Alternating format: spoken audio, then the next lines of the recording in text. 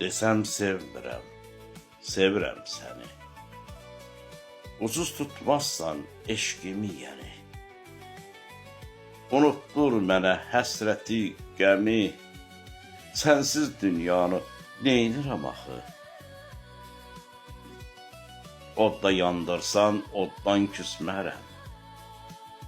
Adın Məcnunsa, addan küsmərəm.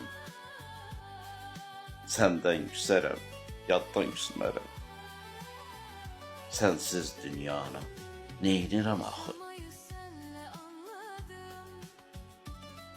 Gözdən sellənən yaşım mənimdir. Sevgin üzüksə, qaşı mənimdir. Qəlbin yanırsa, başı mənimdir. Sənsiz dünyanı neynirəm axı? Sənsiz ürəyim qubar bağlayar. Həsrət qəlbimi köz tək dağlar. Keçmiş xatirələr yas tutub ağlar. Sənsiz dünyanı neynirəm axı?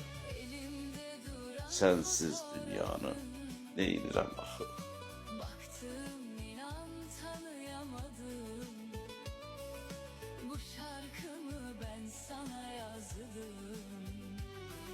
Sense hala anlayamadın. Sevgi gibi kutsal kelime, yalnız senle düştü dilime. Ölmek yetmez senin uğruna.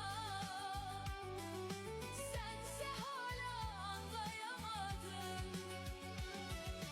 Sevgi gibi kutsal kelime, yalnız senle düştü dilime. Ölmek yetmez senin uğruna.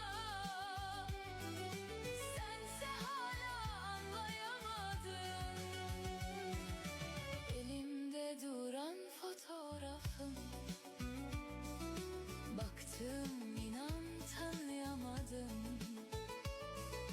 Bu şarkıyı ben sana yazdım. Sense hala